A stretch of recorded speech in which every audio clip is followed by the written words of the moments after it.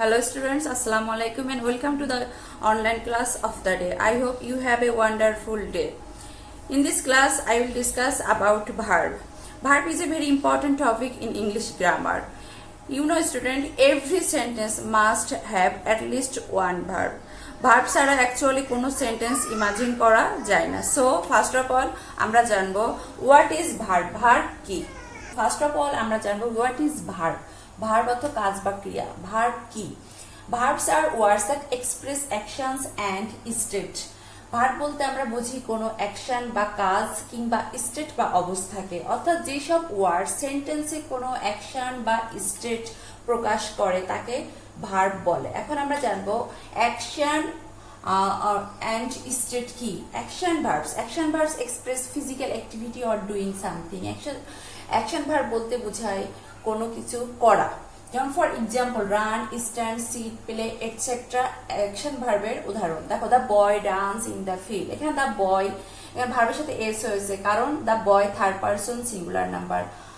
আমরা জানি পার্সন তিন প্রকার, নেক্সট ভিডিও আমি তোমাদের পার্সন সম্পর্কে বুঝাবো, এখন শর্টে বোঝাচ্ছি। দ্য বয় থার্ড পারসন, আর থার্ড পারসন যদি সিঙ্গুলার নাম্বার হয় তাহলে ভার্বের সাথে এস বা ইএচ হয়। The boy runs in the field.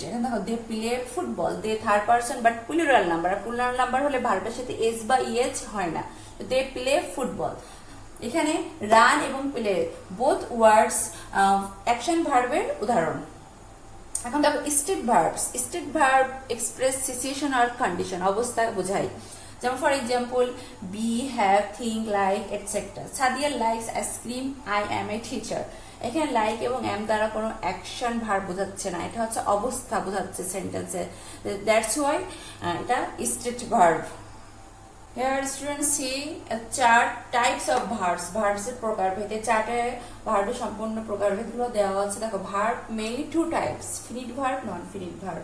Verb মূলত দুই প্রকার, finite verb and non finite verb. Finite ভার্বকে আবার দুই ভাগে ভাগ করা হচ্ছে, প্রিন্সিপাল আর main verb, auxiliary or helping verb.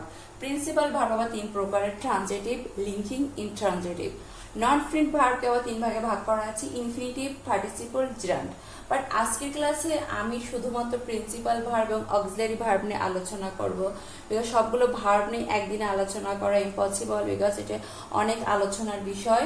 Principal verb এবং অক্সিলারি ভার্ব ক্লাস 6 to 8 স্টুডেন্টের জন্য very very important. So student let start. Students আজকে আমরা টু টাইপস অফ ভার্বস নিয়ে আলোচনা করব। Number 1 principal verbs or main verb, number 2 auxiliary verbs or helping verb. At first আমরা জানবো what is principal verb. Principal verbs are not dependent on other verbs to give a complete sense in the sentence. অর্থাৎ এই verb অন্য কোনো ভার্বের সাহায্য ছাড়া নিজেই সেন্টেন্সের অর্থ সম্পূর্ণরূপে প্রকাশ করতে পারে।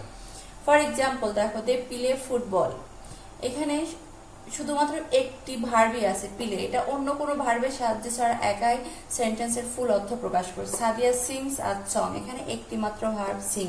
আই রাইট হার লেটার, আমি একটি চিঠি লিখছি। রাইট একটি ভার্ব এবং একটি মাত্র ভার্বই আছে সেন্টেন্সে। সো প্লে, সিং, রাইট এগুলো প্রিন্সিপাল ভার্ব, এগুলো অন্য কোনো ভার্বের সাহায্য ছাড়া একাই সেন্টেন্সের ফুল মিনিং প্রকাশ করছে। So students see auxiliary verbs or helping verbs অর্থাৎ সাহায্যকারী verbs. Verbs which are used to help principal verb to form a complete sentence.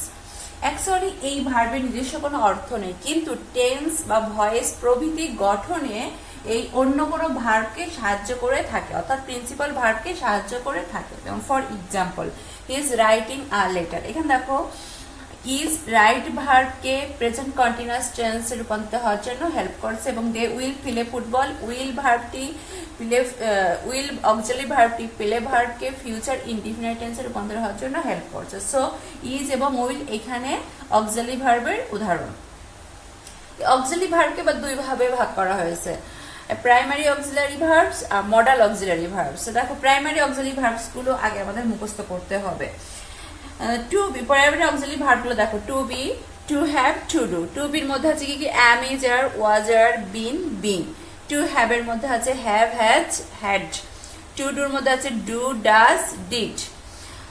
But remember to be verb and to have verb principal verb হিসেবেও কিন্তু ব্যবহৃত হতে পারে ক্ষেত্র বিশেষে। যেমন দেখো রোজা ইজ আ ডক্টর, এখানে দেখো মেইন কোনো প্রিন্সিপাল ভার্ব নাই, সাবজেক্টের পরে রোজা অক্সিলারি ভার্ব এখানে প্রিন্সিপাল ভার্ব হিসেবে কাজ করছে। দে আর সিঙ্গার্স, এখানে আর হচ্ছে অক্সিলারি ভার্ব, বাট এখানে কোনো প্রিন্সিপাল ভার্ব না থাকায় আর এখানে প্রিন্সিপাল ভার্ব হিসেবে কাজ করছে।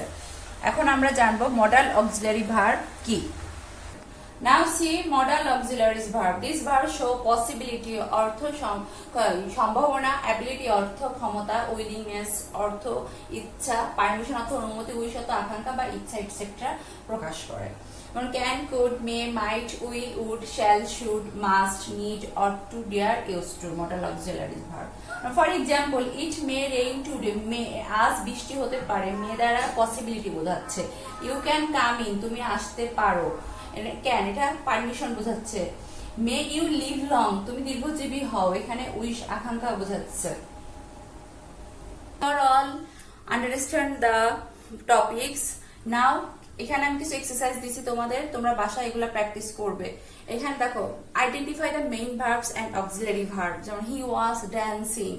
Number B, mother will give us freedom. Number C, he was playing cricket. Number 4, I am doing my home task. Number E, you stood first in the exam. এখান থেকে তোমরা identify করবে প্রত্যেকটা সেন্টেন্সে কোনটা অক্সিলারি ভার্ব এবং কোনটা main verb. If you যদি তোমরা এটা পারো তাহলে বুঝবা যে তোমরা ভার্বটা বুঝতে পারছো। ওকে, so students, I hope you are all understand the topic. So for us today, thanks for watching. If you have any question, please let me know in the comments.